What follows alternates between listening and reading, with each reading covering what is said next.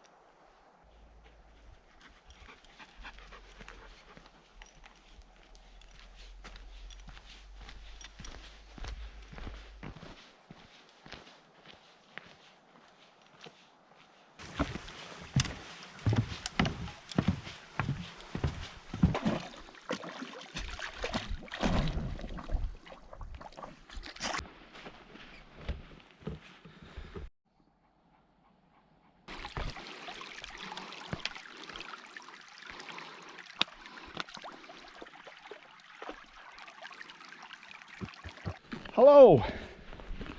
Today we're on another wee adventure, this time to a kind of local hill, and it starts with this beautiful woodland. There's a lot of spruce, but there's also a few remnants of the ancient forest, lots of Scots pine and plenty of birch. While this is a fairly low level walk, you pass over some really rugged terrain, which is nice.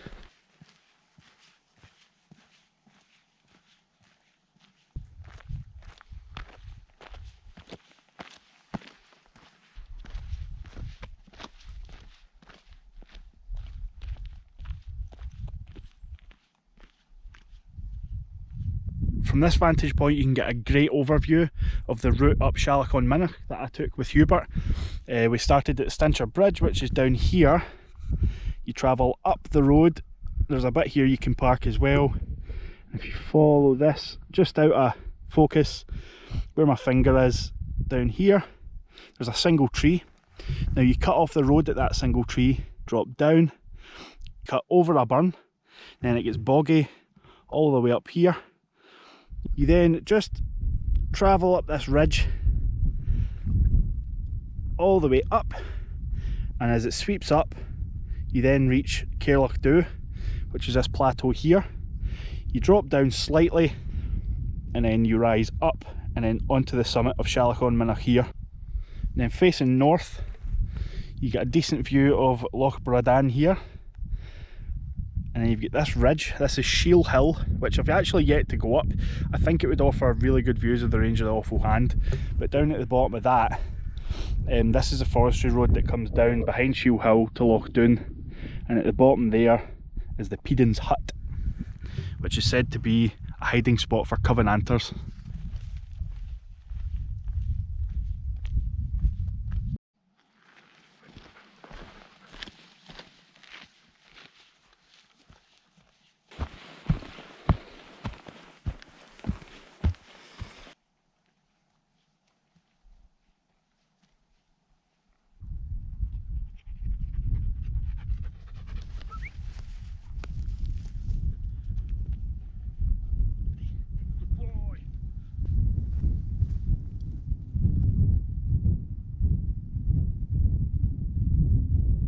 Hello sir, how are you getting on?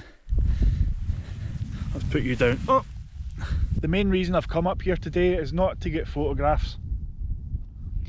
It's just to find some peace and quiet for myself, because I haven't been out in a while. The last one was Sonny Bean's Cave, and that was just a sort of couple hours. This time I'm here for a summit camp of sorts. It's not a very high summit, but as you can see, the sense of wilderness is pretty strong. It's really nice up here, and because of this cloud it's not as busy as it usually is, so that's really good. But anyway, I've had a route about and I have found a pitch. There's a couple of tussocks, but I reckon we'll get a tent in there and it'll be just lovely. So before it gets dark, I'm going to get that set up and we'll see what I brought with me.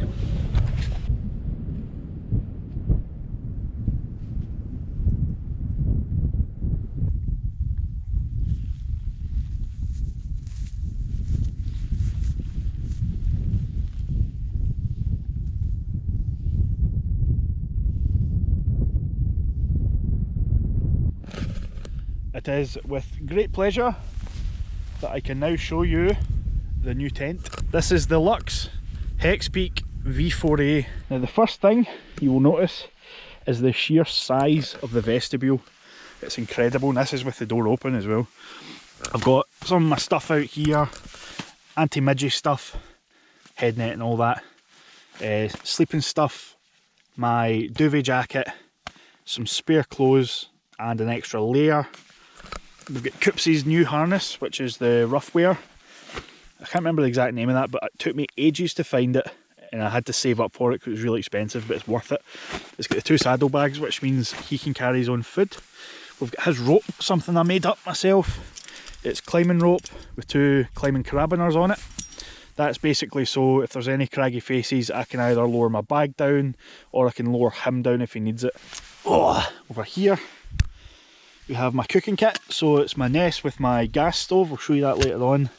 Filter bottle, 2 litre platypus with water that you will have seen me collect earlier on. Big spoon, all my food, can of Coke as a wee treat, pot noodle for dinner, and we have this. I do actually have a sheet for this.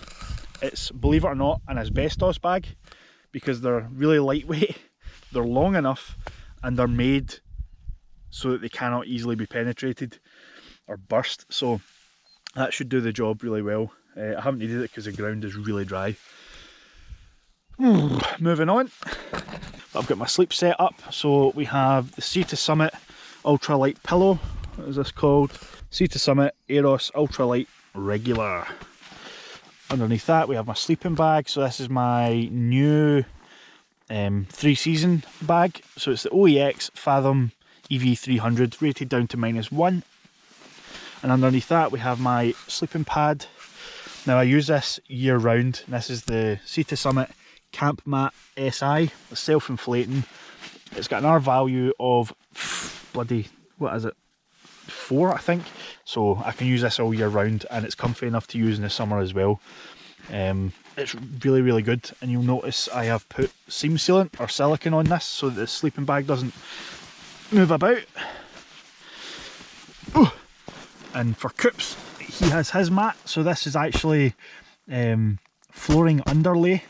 It's essentially thick bubble wrap with 2 layers of aluminium foil. It's roasting, and I would use that myself if I didn't have that mat. So aye, that's the tent. This is going to be my maiden camp in it tonight, so I'm really looking forward to seeing what it's capable of. I have to thank Ray Smith, Renegade Scott, RS Outdoors, because he recommended this tent. So I'm really excited to use it. I'm just going to relax now, give Coops his dinner, maybe take some photos before it gets too dark, and then I'll get my dinner and I go.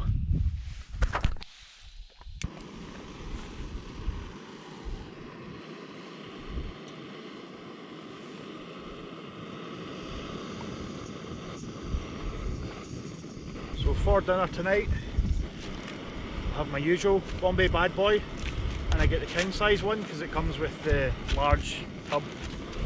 And what I mix in with that is mashed potato. You cook up the pot noodle first, and then you mix about half into it. It really bulks it out. And I'm going to try these, so it's the pepperami, veggerami bites, so I'll mix them in with that, and that should be a really filling dinner.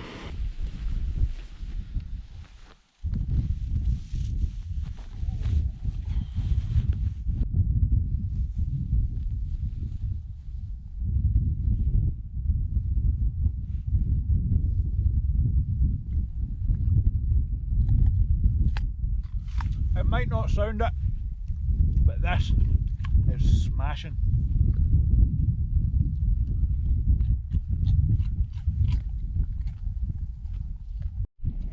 you. You're not allowed any. Oh. This will burn the whole off you. Good boy. Good morning. Oh. It's now 6 AM. Oh, the days are getting a wee bit shorter again.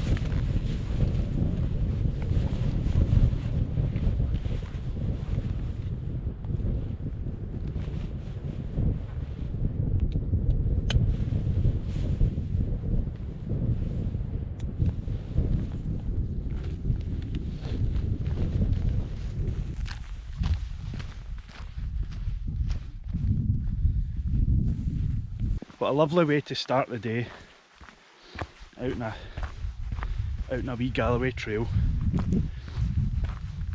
I really love this place because it's so rugged while being so close by. It would be easy to stop and just pitch up in the trees or somewhere like that. There's lots of opportunities to do so, but just by making a wee bit of an effort, you can come and experience this. The usual route around Cornish Loch takes you down to the loch and then back via Pedon's Hut and Shield Hill, but through experience I found that just going back the same way offers a really lovely descent. The track's good, it's rugged, offers you that sense of separation from the outside world, and it's just a really nice walk. Lots of people come up here with their dogs, and I would thoroughly recommend that you come up here if you haven't. It's a really, really great way to spend a couple hours.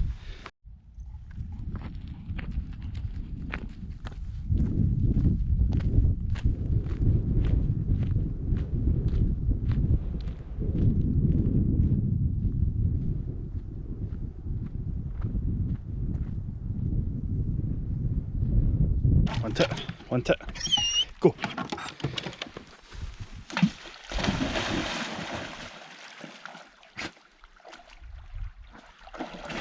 Let's see what he's got. He brought one out.